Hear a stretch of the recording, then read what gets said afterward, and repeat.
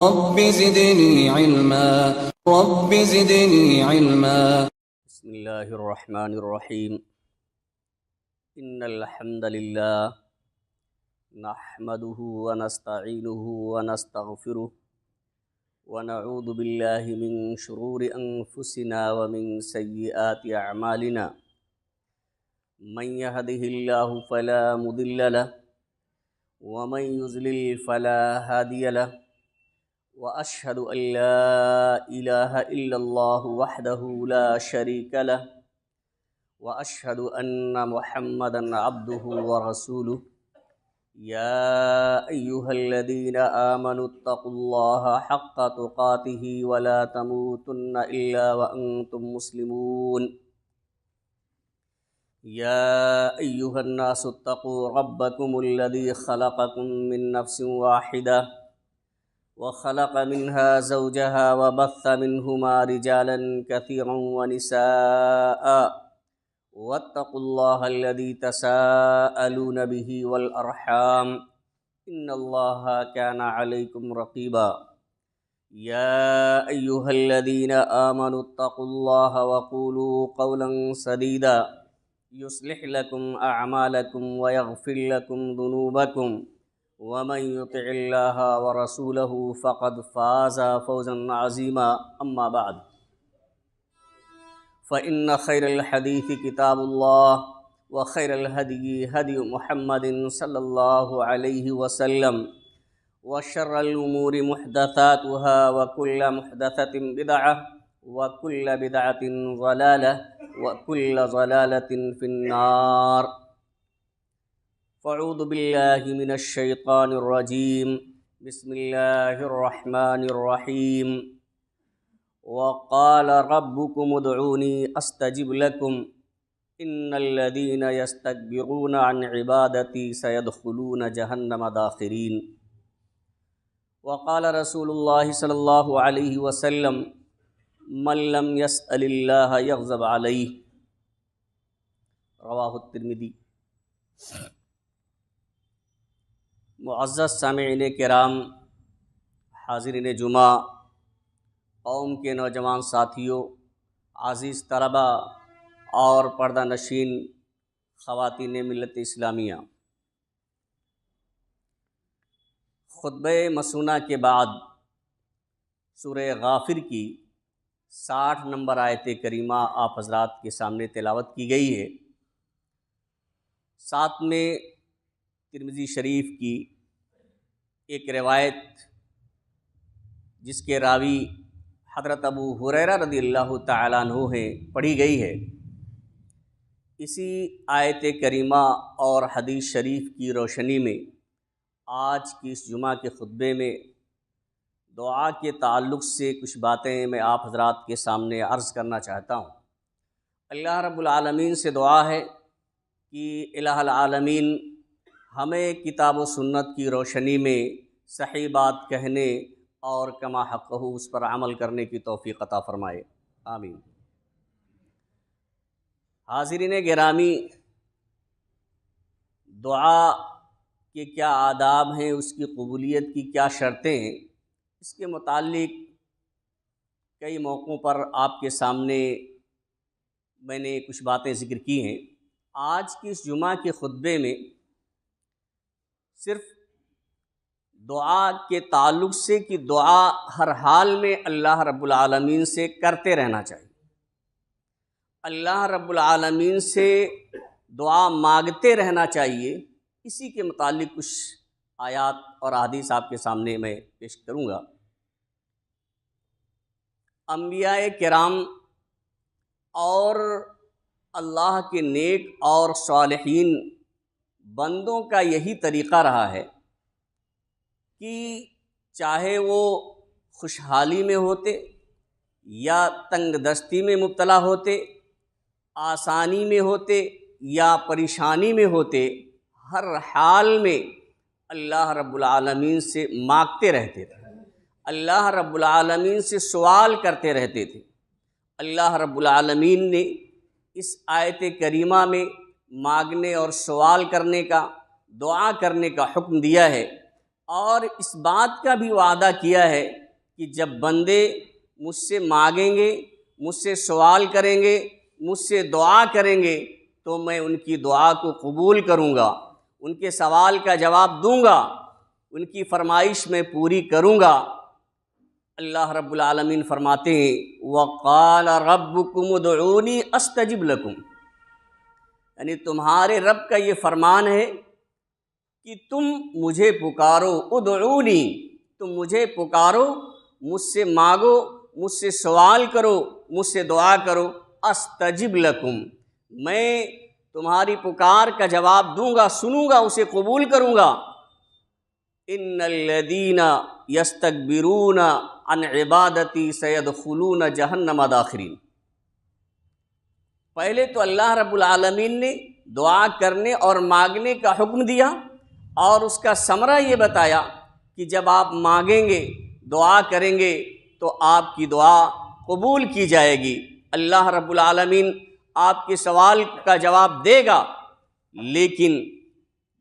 آگے چل کے اللہ رب العالمین نے یہ وعید بھی سنا دی کہ جو لوگ میری عبادت سے تکبر کرتے ہیں، روگردانی کرتے ہیں، مجھ سے مانگتے نہیں ہیں، مجھ سے سوال نہیں کرتے ہیں، یہاں اللہ رب العالمین نے عبادت کا ذکر فرمایا کیونکہ دعا ہی اصل عبادت ہے۔ اللہ کے رسول صلی اللہ علیہ وسلم نے فرمایا الدعاء هو العبادہ، الدعاء مخ العبادہ، یعنی دعا ہی اصل عبادت ہے۔ تو آگے اللہ رب العالمین نے یہ وعید سنائی کہ جو لوگ میری عبادت سے، مجھ سے مانگنے سے، میرے سامنے دست سوال دراز کرنے سے اعراض کرتے ہیں، تکبر کرتے ہیں، کبر کرتے ہیں، سیدخلون جہنم داخرین، ایسے لوگ ذلیل ہو کر کے، رسوا ہو کر کے، خوار ہو کر کے وہ جہنم میں داخل ہوں گے۔ معلوم یہ ہوا کہ اللہ رب العالمین سے مانگنا یہ باعث رحمت ہے، اور اللہ رب العالمین سے جب بندہ اخلاص کے ساتھ، للہیت کے ساتھ مانگتا ہے، دعا کرتا ہے، اس کے سامنے روتا اور گڑگڑاتا ہے تو اللہ رب العالمین اس کی فرمائش کو پورا کرتا ہے۔ اس کے برعکس جو لوگ نہیں مانگتے ہیں، ایسے لوگوں کے لیے اللہ رب العالمین نے اس پہ وعید سنائی۔ بلکہ جو حدیث خطبہ مسنونہ کے بعد آپ کے سامنے میں نے پڑھی ہے، اس میں اللہ کے رسول صلی اللہ علیہ وسلم نے فرمایا من لم یسأل اللہ یغضب علیہ،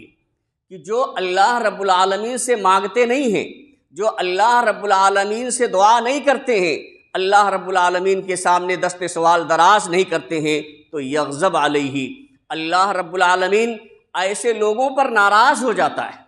یعنی اللہ رب العالمین یہ چاہتا ہے کہ میرے بندے مجھ سے مانگیں، جو انہیں ضرورت ہے اپنی ضرورتوں کو میرے سامنے رکھیں، وہ میرے سامنے دست سوال دراز کریں، یہ اللہ رب العالمین چاہتا ہے۔ لیکن اگر کوئی شخص اللہ رب العالمین سے مانگتا نہیں ہے، بے پرواہ ہو گیا ہے، اپنے آپ کو بے نیاز سمجھتا ہے، اللہ رب العالمین کے سامنے عاجزی و انکساری اختیار نہیں کرتا، اللہ سے مانگتا نہیں ہے، ایسے شخص پر اللہ رب العالمین ناراض ہو جاتا ہے۔ ایک شاعر کہتا ہے لا تسألن بنی آدم حاجہ، یعنی آدم کی اولاد سے اپنی ضرورتوں کو نہ مانگو، اپنی حاجات ان کے سامنے نہ رکھو۔ واسأل الذی ابوابہ لا تحجب، اس ذات سے مانگو جس کے دروازے کبھی بند نہیں ہوتے ہیں، یعنی اللہ رب العالمین سے مانگو، اس کا دروازہ ہمیشہ کھلا رہتا ہے، کبھی بند نہیں ہوتے ہیں۔ اللہ یغضب ان ترکت سوالہ، اللہ کی ذات ایسی ہے کہ وہ ناراض ہو جاتی ہے،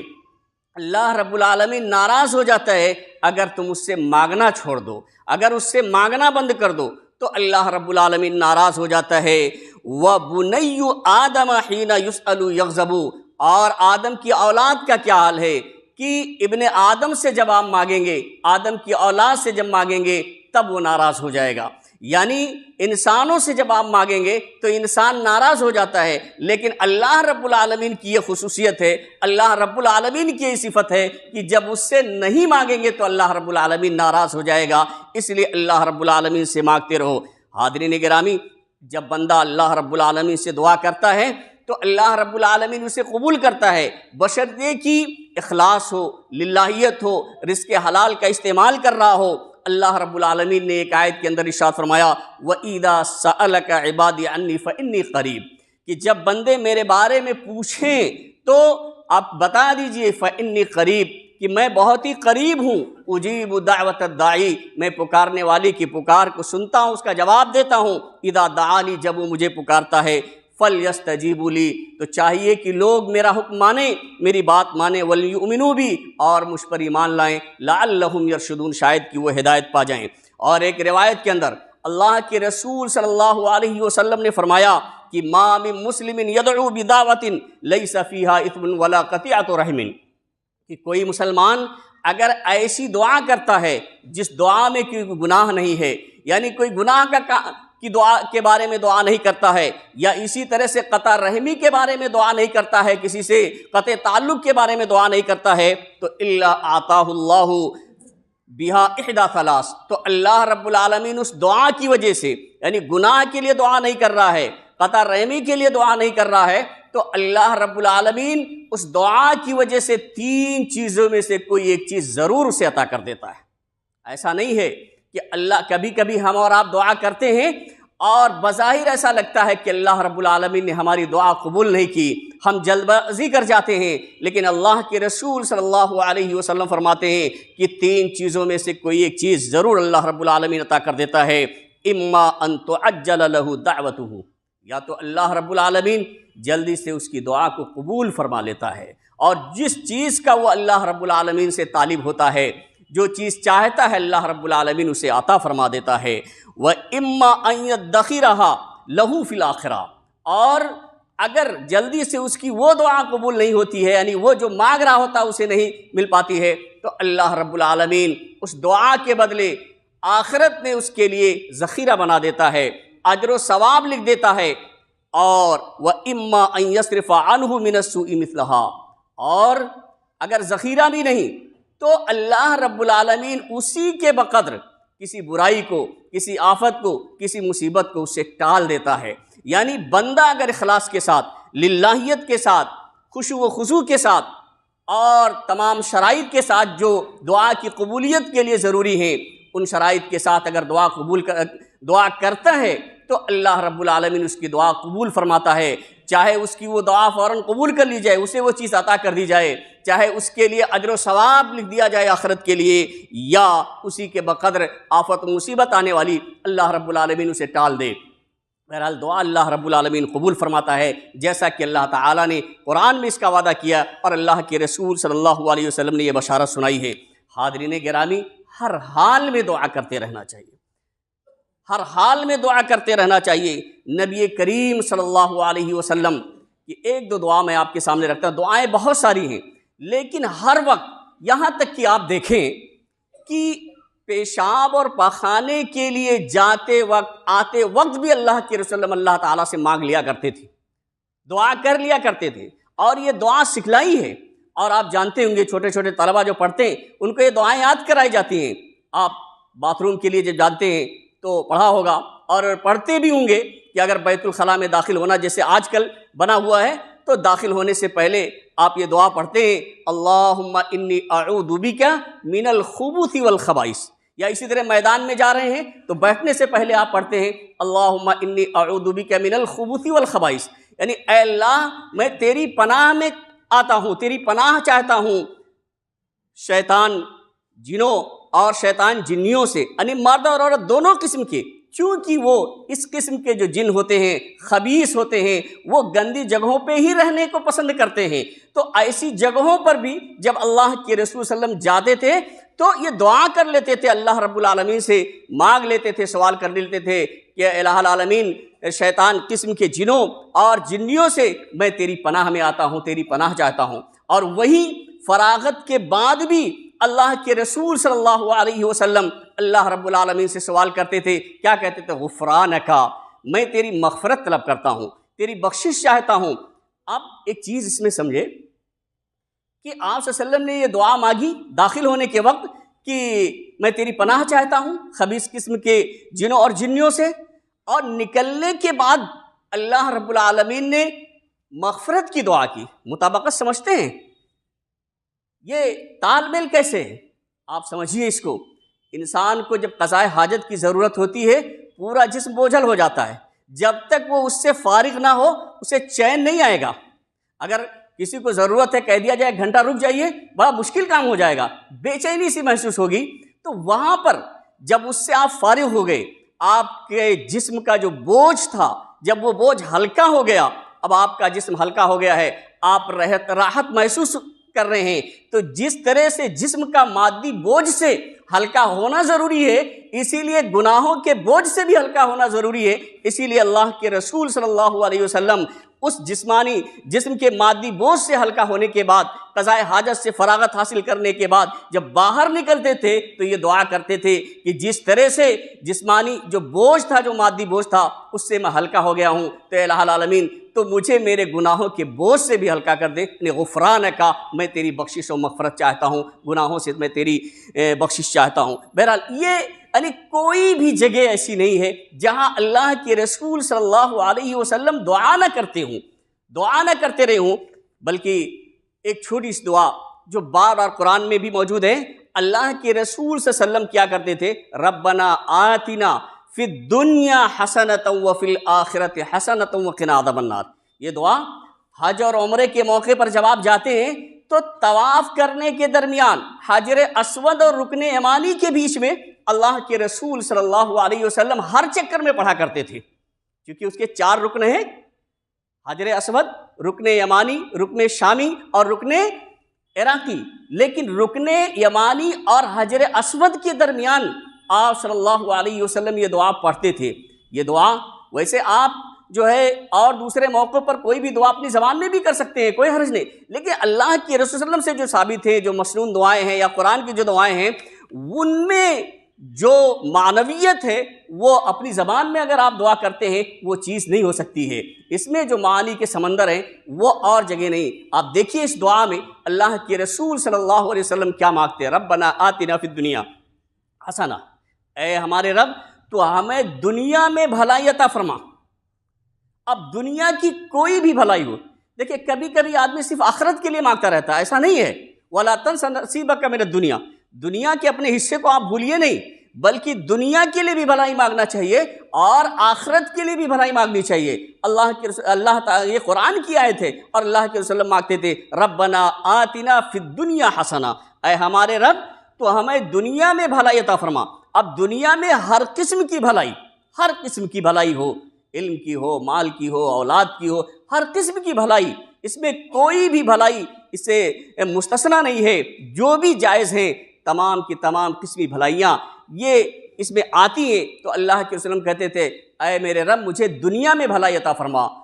فی الدنیا حسنہ وفی الآخرۃ حسنہ، اور دنیا میں ہمیں بھلائی عطا فرما اور آخرت میں بھی بھلائی عطا فرما، وقنا عذاب النار، اور ہمیں جہنم کے عذاب سے بچا لے۔ اب بتائیے یہ معمولی سی دعا لگتی ہے، لیکن دنیا اور آخرت کی کوئی چیز میں بچی نہیں ہے جس کا مطالبہ نہ کیا گیا ہو اللہ رب العالمین سے۔ تو اللہ کے رسول صلی اللہ علیہ وسلم اس طرح کی دعائیں مانگا کیا کرتے تھے۔ بتائیے کہ جب انبیاء کرام اس سے مستثنیٰ نہیں تھے، اللہ کے رسول صلی اللہ علیہ وسلم بھی اس سے مستثنیٰ نہیں تھے کہ اللہ رب العالمین سے نہ مانگے، تو ہم اور آپ جو گناہوں میں لت پت ہیں، ہمیشہ ہم سے گناہ ہوتے رہتے ہیں، ہم اور آپ اس سے مستثنیٰ کیسے ہو سکتے ہیں؟ بلکہ ایک دعا اللہ کے رسول صلی اللہ علیہ وسلم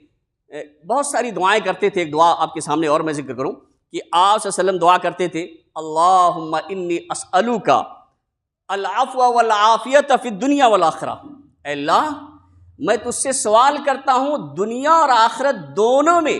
مغفرت، گناہوں کی مغفرت کی، والعافیہ اور حفاظت کی، عافیت کی، سلامتی کی۔ یعنی آپ صلی اللہ علیہ وسلم کہتے تھے کہ ایک تو گناہوں سے مغفرت کا میں تجھ سے سوال کرتا ہوں دنیا میں اور آخرت دونوں میں، اور ایسے دنیا اور آخرت میں دونوں میں سلامتی کی دعا کرتا ہوں، عافیت کا دعا کرتا ہوں۔ اللہم انی اسألک العفو والعافیت فی دینی و دنیایا، اے اللہ میں تجھ سے اپنے دین اور دنیا دونوں میں عفو و مغفرت اور عافیت اور سلامتی کی دعا کرتا ہوں، وَأَہْلِی وَمَالِی، اور اپنے بال بچوں میں اور اپنے مال میں تجھ سے عفو و مغفرت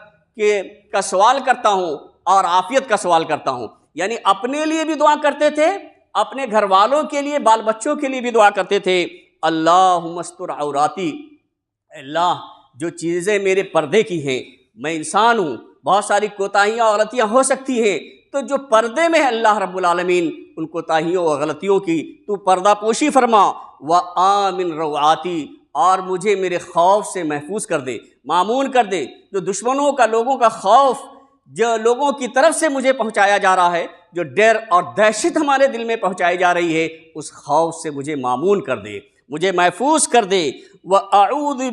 اللہم احفظنی من بین یدی، آپ دیکھ کتنی جامع دعا کرتے تھے، اے اللہ تو ہماری حفاظت فرما من بین یدی، میرے سامنے سے، ومن خلفی، میرے پیچھے سے، وعن یمینی وعن شمالی، میرے دائیں سے، میرے بائیں سے، ومن فوقی، اور اوپر سے، اللہم وَأَعُوذُ بِعَظْمَتِكَ أَنْ أُغْتَالَ مِنْ تَحْتِي، اور اللہ میں تیری عظمت کے واسطے سے تیری میں پناہ چاہتا ہوں کہ میں نیچے سے اچانک مار ڈالا جاؤں، یا آزمائش میں مبتلا کر دیا جاؤں، یا مجھے تکلیف پہنچائی جائے۔ آپ بتائیے اللہ کے رسول صلی اللہ علیہ وسلم اس طرح کی دعا کرتے تھے، یعنی اوپر سے بھی میری حفاظت فرما، نیچے سے بھی میری حفاظت فرما، دائیں سے بھی، بائیں سے بھی، آگے سے بھی، پیچھے سے، یعنی اس طرح کی آپ صلی اللہ علیہ وسلم دعائیں کیا کرتے تھے۔ اس لیے ہمیں اور آپ کو بھی چاہیے کہ ہمیشہ اللہ رب العالمین سے ہم مانگتے رہیں، اللہ رب العالمین سے دعائیں کرتے رہیں۔ کبھی کبھی ایسا ہوتا ہے، کبھی کیا اکثر انسان پریشانی میں ہوتا ہے تب تو اللہ کی طرف آ ہی جاتا ہے، لیکن جب خوشحالی میں ہوتا ہے اللہ رب العالمین اسے نواز دیتا ہے، مال سے، اولاد سے، تمام چیزوں سے جب اللہ رب العالمین نوازتا ہے تو انسان بڑا بے پرواہ ہو جاتا ہے۔ لیکن آپ دیکھیں بعض انبیاء کرام جنہیں اللہ رب العالمین نے مال و دولت سے نوازا، حکومت بھی عطا کی، ان انبیاء کرام کا طریقہ آپ دیکھیے۔ حضرت سلیمان علیہ السلام کو کون نہیں جانتا ہے؟ کون نہیں جانتا ہے؟ جنوں تک پر حکومت کی، پرندوں کی آواز کو سمجھتے تھے، اس کے باوجود ان کی خاکساری کا عالم یہ ہے، ان کی عاجزی کا عالم یہ ہے، وہ اللہ رب العالمین کے سامنے کس طرح سے دعا کرتے ہیں۔ سورہ نمل کے اندر اللہ رب العالمین نے اس دعا کا ذکر کیا ہے کہ سلیمان علیہ السلام نے کیا اپنے رب سے دعا کی، رب اوزعنی ان اشکر نعمتک التی انعمت علی وعلی والدی وان اعمل صالحا ترضاہ وادخلنی برحمتک فی عبادک الصالحین۔ سورہ نمل آیت نمبر 19 میں آپ دیکھیں گے کہ سلیمان علیہ السلام نے کہا، اے میرے رب، اے میرے پروردگار، اوزعنی، مجھے تو اس بات کی توفیق عطا فرما کہ ان اشکر نعمتک التی انعمت علی وعلی والدی، کہ میں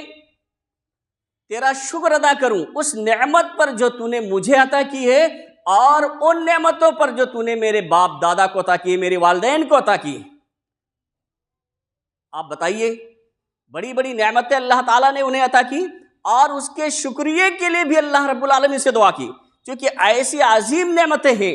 کہ ان نعمتوں کا انہوں نے سوچا کہ میں شکریہ ہی نہیں ادا کر سکتا جب تک اللہ رب العالمین اس کی توفیق نہ دے دے۔ تو اللہ رب العالمین سے یہ درخواست کرتے ہیں کہ اے میرے پروردگار، جو نعمتیں تو نے مجھے عطا کی ہیں اور میرے ماں باپ کو عطا کی ہیں، میرے آبا و اجداد کو عطا کی ہیں، ان کے شکریہ کی مجھے توفیق عطا فرما، وَأَنْ أَعْمَلَ صَالِحًا تَرْضَىٰ، اور تو مجھے ایسے نیک عمل کی توفیق عطا فرما جس نیک عمل سے تو راضی ہو جائے، ایسا عمل نہیں جس سے تیری رضا نہ ہو پائے، تیری خوشنودی حاصل نہ ہو، بلکہ ایسے عمل کی توفیق عطا فرما ترضاہ، جس سے تو راضی ہو جائے، جس سے تو خوش ہو جائے، وَأَدْخِلْنِي بِرَحْمَتِكَ فِي عِبَادِكَ الصَّالِحِينَ۔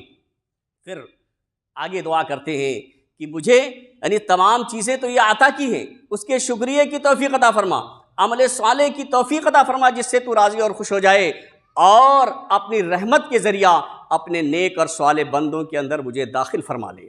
یعنی یہ دعا کرتے تھے۔ انبیاء کرام تو صالح ہوتے ہی تھے، معصوم عن الخطا ہوتے تھے، اس کے باوجود بھی اللہ رب العالمین سے سلیمان علیہ السلام اتنے بڑے بادشاہ ہونے کے باوجود بھی اللہ رب العالمین کے سامنے دعا کرتے ہیں کہ شکریہ کی توفیق عطا فرما، نیک اور صالح بندوں میں مجھے شامل کر لے۔ اسی طرح سے آپ کو معلوم ہوگا یوسف علیہ السلام کو اللہ رب العالمین نے بہت ساری پریشانیاں ان کو آئیں، وہ جھیلتے ہوئے اور ان پریشانیوں پر صبر کیا، انہیں برداشت کیا، آخر میں جو اللہ رب العالمین نے مصر کا بادشاہ بنا دیا، حاکم وقت ہو گئے، انہوں نے اس کے باوجود یہ دعا کی اللہ رب العالمین سے، ربی اے میرے پروردگار، قد آتیتنی من الملکی، تو نے مجھے بادشاہت عطا کی، وعلمتنی من تعویل الاحادیث، اور تعبیر رؤیا کا علم عطا کر دیا ہے، فاطر السماوات والارض، اے آسمان و زمین کے پیدا کرنے والے، انت ولی فی الدنیا والآخرہ، تو دنیا اور آخرت دونوں میں میرا ولی ہے، دونوں میں میرا دوست ہے، دونوں میں میرا کارساز ہے، توفنی مسلمہ،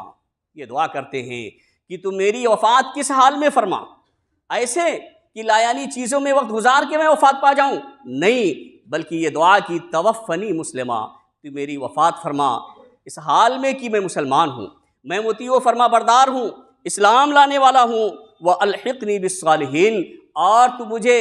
صالحین میں ملا دے، یعنی نیک لوگوں میں ملا دے۔ بتائیے بادشاہ وقت ہیں،